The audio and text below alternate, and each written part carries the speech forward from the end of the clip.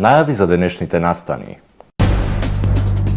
Автопатот Охрид-Кичево ќе биде готов до крајот на годинава, најави министерот Николовски.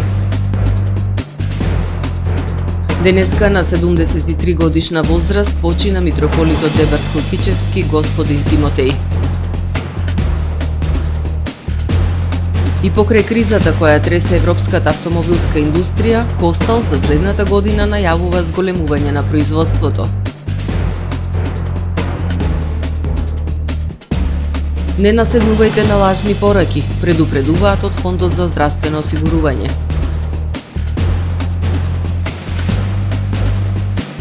Министри за одбрана во Берлин ги разгледуваат безбедносните закани за Европа.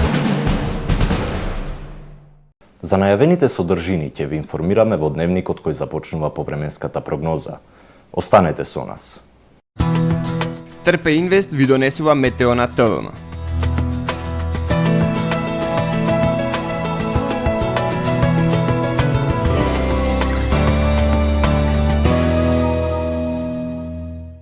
Во Охрид денес во текот на денот имавме сончево време со максимална дневна температура до 8 степени Целзиусови. Во вторник на Централна Европа ќе се наоѓа центар на широко поле на висок воздушен притисок, кој што во најголем дел од Пиринејскиот, Апенинскиот и Балканскиот полуостров, како и во западна, централна и северна Европа ќе услови стабилно време со локална облачност и релативно топло за овој период од годината. Во областа на Алпите, како и во североисточна Европа, слаби и локални врнежи од дожд. На Балканскиот полуостров утре ќе превладува претежно сончево и потопло време со појава на локална облачност со пораст на дневните температури. Во северните предели на полуостровот нестабилно време со локални врнежи од дожд. Максималните дневни температури ќе се движат во интервал од 6 до 15 степени. Во Македонија во вторник по студеното утро со утрински температури кои што ќе се движат во интервал од -7 до 2 степени. Во текот на денот ќе превладува претежно сончево и потопло време со појава на локална облачност со благ пораст на дневните температури. Ќе дува до умерен западен и северозападен ветер кој што ќе достигне брзина до 30 км на час. Максималните дневни температури во Македонија утре ќе достигнат до 7, односно до 14 степени. Во Охрид во вторник по студеното утро со температура од -1 степен, во текот на денот ќе превладува претежно сончево и топло време. Ќе дува до умерен западен ветер со брзина до 25 км на час. Максималната дневна температура ќе достигне до 10 степени. Во Охрид во среда ќе превладува претежно сончево време со појава на локална облачност. Минималната температура од 1 степен, додека пак дневната до 12 степени. Во четврток умерено облачно време со сончеви периоди со максимални 10 степени. Во петок умерено облачно време со сончеви периоди, а попладне и навечер нестабилно време со слаби и локални врнежи од дожд. Минималната температура од 4 степени, додека пак дневната до 9 степени Целзиусови.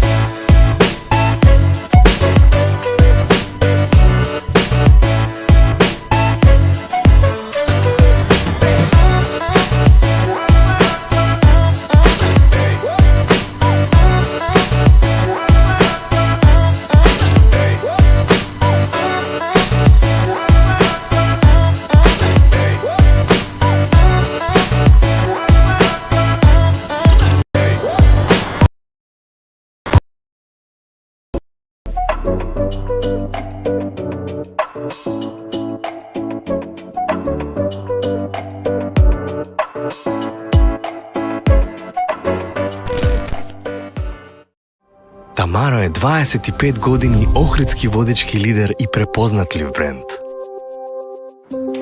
Обуките од менаџерскиот тим се доказ за максимална посветеност кон вработените. Тамаро Холдингот се грижи за организацијата и на време пренесените информации кои отсликуваат тимската работа. Секој успех на вработениот е успех и на компанијата. Маркетите располагаат со производи со висок квалитет од секакви брендови по одлични цени. Вкусните печива од Дана Бела пекарата се веќе омилен појадок на многу потрошувачи во Охрид. Анабела кујната услужува голем број на потрошувачи и компании.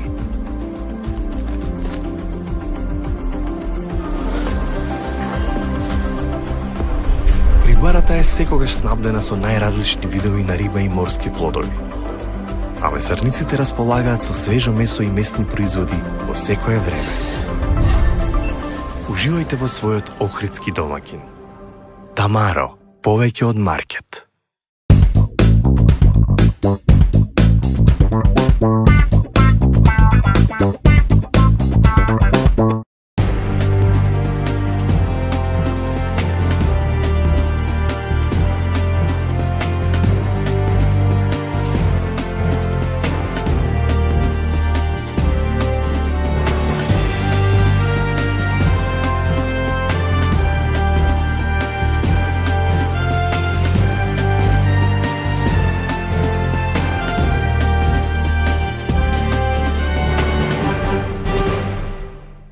Добар ден. Прво издание на Дневникот на ТВМ. Се работи и дење, но и ноќе под рефлектори. Ќе се асфалтира и во зима на минусни температури. Автопатот Охрид-Кичево ќе биде конечно завршен до крајот на 2024 година, најави министерот за транспорт Александар Николовски. Изградбата на автопатот Охрид-Кичево продолжува со засилена динамика. Ке се работи во зимски услови на минусни температури. И дење, но и ноќе. Останува најавениот рок целата делница да биде пуштена во употреба до крајот на 2026 година. Ова го најави министерот за транспорт и врски Александар Николовски, кој вчера изврши увид на градижните работи. Николовски најави дека идното лето ќе започне изградбата на автопат од Кичево до Букојчани, а во меѓувреме се гради и делницата Букојчани-Гостивар, па се очекува за 3,5 до 4 години во функција да биде целосно автопатско решение од Скопје до Охрид. Денес сме тука да промовираме асфалтирање во зимски услови, на минусни температури, и исто така сте сите сведоци дека се работи и во вечерните часови. Направивме голема мобилизација, се решија проблемите со експропријација, се реши проблемот со асфалтирање, преку една година не се асфалтираше заради законски пречки. Во моментов имаме мобилизација од околу 300 машини кои што работат на целокупната делница на автопатот и преку 600 луѓе. Николовски најави на реконструкција на патот кај превојот пресека, бидејќи во многу лоша состојба. До почетокот на следната летна сезона се очекува да биде пуштен во функција делот од автопатот Врбјани-Охрид во должина од 40 на километри. Ни останува оној делот кој што е од Кичево до Врбјани. Значи во тој дел интензивно работиме заедно со министерот, за да може да направиме санација и стабилизација на косините. Бидејќи тие косини со години наназад, 5 до 6 години, се отворена рана, изложени на атмосферски влијанија. Ова што се случува овие неколку денови веќе е видливо, работа под рефлектори, континуирана работа, како на механизација, така и на луѓе на автопатот ни дава за право да сметаме дека она кое што сме го дали како ветување ќе биде многу скоро остварливо. Со тоа ја враќаме надежта на граѓаните за начинот на работа и остварување на проектите за кои што сме се заложиле пред нив и комплетирањето на ова автопатска делница заедно со онаа која што веќе започна, тоа е делот од Букојчани до Гостивар, ќе представува одлично поврзување на градот, брзо доаѓање до градот Охрид, посебно во туристичките месеци. Изградбата на автопатот Охрид-Кичево, делница во должина од 57 километри, започна во февруари 2014 година. Првиот рок беше дека ќе биде готова за 4 години. Сите најавени рокови досега изминативе 10 години беа пробиени. Депонијата Маутскер привремено затворена. Јавното предпријатие Охридски комуналец ги известува граѓаните и правните субјекти дека депонијата Маутскер е привремено затворена заради градежни работи на автопатот Охрид-Кичево кај местноста Свети Еразмо. Европската автомобилска криза ќе се прелее во фабрики за автомобилски делови и компоненти што се произведуваат во домашни технолошки зони. Но не се компанија ќе сојбите на автомобилската индустрија во Европа. Во фабриката Костал, лоцирана во Охрид, засега нема опасност за отпуштање на вработени. Кризата која зафати европската автомобилска индустрија може да има сериозни последици врз компании од македонскиот автомобилски сектор. Продажбите на Volkswagen, Renault, концернот Stellantis со Peugeot, Fiat, Citroen и Opel се намалени за над 20% во изминатите неколку месеци. Тоа заедно со најавите од гигантот Volkswagen за затворање фабрики во Германија ќе влијае врз работата на компаниите во државава кои соработуваат со тие брендови. Јас би рекол, прво што ќе се случи ќе има или намалување на растот на компаниите или пак драстично успорување во процесот на нови вработувања кај голем број на компании или пак кога некој ќе ја напушти работната позиција, можда таа позиција нема веднаш да биде на еден или друг начин заменета. Така да ова е нешто со кое цела Европа се соочува, пред се Германија, а ние сме зависни од Германија. Не значи дека секоја компанија на ист начин ќе биде погодена од состојбите во автомобилската индустрија во Европа, посочува генералниот директор на Костал Македонија Виктор Мизо. Тој за 2025 година најавува зголемување на обемот на производство во фабриката на Костал во Охрид, дури за 65% споредено со лани. Нови производи и нови производни линии се веќе лоцирани во Костал и ќе имаме изголемен број на вработувања. Се трудиме да барем ние во нашиот дел на Костал ќе имаме драстично зголемени активности едната година заради нови проекти, но не можам да коментирам за секоја локација на автомобилските компании, зависи од нивните клиенти, за кого точно произведуваат и за кој модел на возила. Половина од големите фабрики на 4 најголеми европски производители на автомобили BMW, Mercedes-Benz, Stellantis и Volkswagen работат со преполовен капацитет на производство, кога на германската автомобилска индустрија и оди лошо, тоа секогаш се одразува на македонската економија. Половина од извозот на државава е кон Германија, а најголем дел од него отпаѓа на автомобилски делови и компоненти што се произведуваат во домашните технолошки зони. Денеска, на 73 годишна возраст, по кусоболедување почина митрополитот Дебарско-Кичевски, господин Тимотеј. По кусоболедување денеска на 73 годишна возраст во Скопје почина митрополитот Дебарско-Кичевски господин Тимотеј. Владиката Тимотеј починал во болница каде бил хоспитализиран пред неколку дена поради проблеми со срцето. Тимотеј е роден на 20 октомври 1951 година во Младо на Горичане, Куманово, како Славе Јовановски. Во 1976 година дипломирал на Богословскиот факултет, потоа работел како службеник во Македонската архиепископија. Од страна на синодот бил испратен во Рим, каде ги завршил ориенталните студии и магистратурата. На Богословскиот факултет во Скопје известно време Јовановски работел и како професор, а бил поставен и заведе директор на Македонската православна богословија. На 10 септември 1981 година во манастирот Свети Јован Крстител Бигорски, од десницата на тогашниот архиепископ Охридски македонски господин Ангелари, бил замонашен со монашкото име Тимотеј.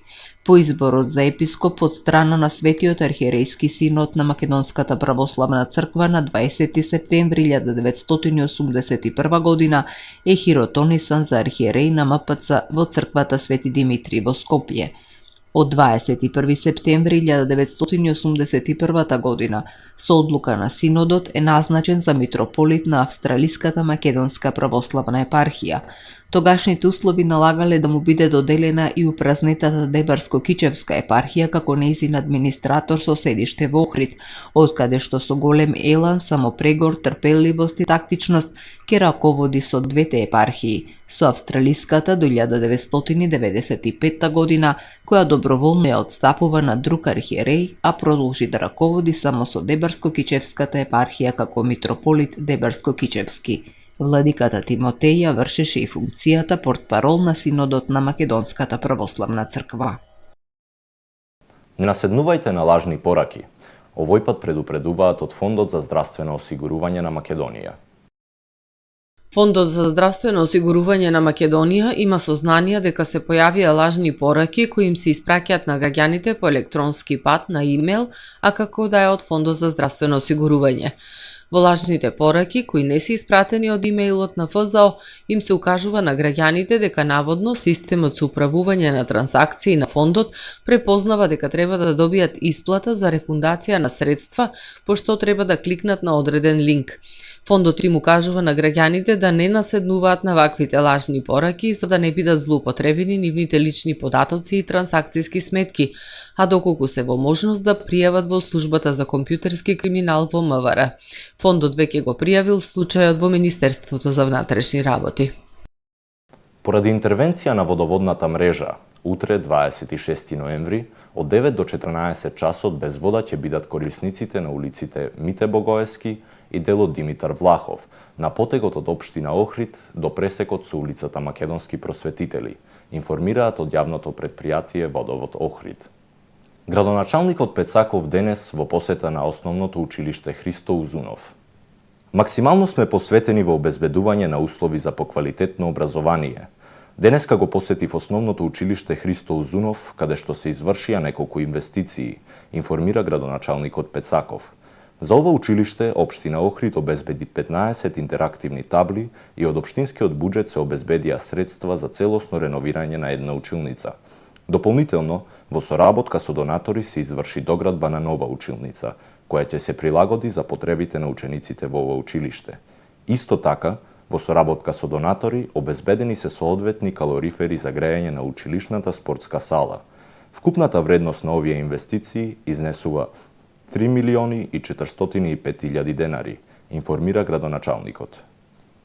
СВР Охрид ги известува граѓаните дека управните служби при ОВР Струга се префрлени во просториите на старата зграда на општина Струга, на улица Маршал Тито. И од денес, 25 ноември, отпочнаа со редовна работа. Работното време на управните служби при ОВР Струга останува исто, од 8 до 16 часот. Незаконит риболов, бесправно градење и симнување или оштетување на службен печат или знак. Следува билтенот на СВР Охрид. Денес во 1 часот и 40 минути по полнок на брегот на Охридското езеро кај Охридското село Пештани, полициски службеници од полициската станица за граничен надзор Охридско езеро ги лишиле од слобода две лица на возраст од 43 и 42 години, двајцата од Охридското село Трпејца. Тие се сомничат дека сториле кривично дело незаконит риболов, а при преглед во нивниот чамец пронајдени од земени биле 3 рибарски мрежи во должина од по 50 метри. По консултации со јавен обвинител и по целосно документирање на настанот ќе биде поднесена соодветна пријава. Инаку 43 годишниот трпејчанец е познат на службата по извршување кривично дело незаконит риболов и ова е второ лишување од слобода овој месец, информира портпаролот на СВР Охрид Стефан Димовски. При контроли извршени на 6 ноември оваа година, тој бил затекнат со 101 парче уловена риба белвица, 3 рибарски мрежи во должина од по 60 метри и друг риболовен алат. СВР Охрид поднесе кривична пријава против 57 годишно лице од Скопје поради постојање основи на сомнение за сторени кривични дела, бесправно градење и симнување или оштетување на службен печат или знак. Тој во текот на 2024 година на катастарска парцела во Охридското село Велестово, бесправно и спротивно на законот за градба, неовластено изградил темели за стамбен објект, што било констатирано од овластен градежен инспектор при увид и контрола извршена на 1 октомври 2024 година. При тоа било донесено решение за отстранување на градбата и била поставена службена табла и лента за затварање на градилиштето. При повторна контрола, овластениот градежен инспектор констатирал дека пријавениот бесправно ја отстранил лентата и таблата и бесправната градба била продолжена. Следуваат вестите од светот. Министрите за одбрана на Германија, Франција, Полска, Италија и Обединетото кралство денеска во Берлин разговараат за мерките за зајакнување на безбедноста и одбраната во Европа. Руското истрелување на нова ракета со среден дострел кон Украина, за која се смета дека има импликации за цела Европа, најверојатно ќе биде главна тема на разговор. Германецот Борис Писториус, французинот Себастиен Лекорну, британецот Џон Хили, полјакот Владислав Косињак-Камиш и италијанецот Гвидо Кросето се состануваат пред критичарот на НАТО Доналд Трамп да се врати на функцијата председател на САД. Трамп, кој треба да биде инаугуриран на 20 јануари, побара од Европа да инвестира значително повеќе пари во сопствената безбедност и се очекува да ја намали воената помош за Украина. Откако Украина почна да ги користи ракетите Атак-МС од САД и британските крстосувачки ракети Storm Shadow за гаѓање војни локации во Русија, рускиот председател Владимир Путин нареди ракетен напад врз украинскиот град Днепар, кој има повеќе од 1 милион жители, со нова експериментална ракета со среден дострел. Москва вели дека новата ракета Орешник е единствена и ќе влезе во масовно производство. Проектилот лета со хиперсонична брзина, што го оневозможува пресретнувањето од противвоздушните системи. Експертите претпоставуваат дека проектилот тактички би можел да биде опремен со нуклеарни боеви глави. Поради обилни снежни врнежи и други неповолни временски услови, наставата во училиштата е прекината во 20 од 81 турска провинција, како и во одредени региони од уште 5 други провинции, пренесува CNN Турк. Во провинцијата Малатија, на истокот на земјата, од снежни наноси биле спасени 787 граѓани. Во округот Хеким Хан спасувачите извлекле 5 овчари завеани на планина, но еден од нив подоцна починал во болница. Работите на расчистување на патиштата и спасување на граѓаните продолжуваат. Товарен авион кој пренесувал пратки од ДХЛ се урна во куќа рано утринава додека се приближувал кон аеродромот во Вилнус, главниот град на Литванија, при што загинало едно лице, а 3 други се повредени, соопшти официјални лица. Авионот го управува авиокомпанијата Swift во име на ДХЛ, а полетал од Лајпциг, Германија, пред да се урне околу 4 часот и 30 минути по северноевропско време, изјави портпаролот на владиниот Национален центар за справување со кризи. Полицијата на пресконференција соопшти дека од куќата во која паднал авионот се евакуирани 12 лица. Службите за итни случаи соопштија дека авионот Boeing 737 удрил во земјата при обид за принудно слетување и се лизгал најмалку 100 метри пред да се удри во зградата. Раководителот на Националниот центар за справување со кризи изјави дека се истражува причината за несреќата. Се уште нема докази што укажуваат на тоа дека имало експлозија пред да се урне авионот, изјави за Reuters портпаролот на Националниот центар за справување со кризи на литванската влада. Началникот на литванската полиција денеска изјави на пресконференција дека не може да се исклучи терористички напад како причина поради која се урна товарниот авион.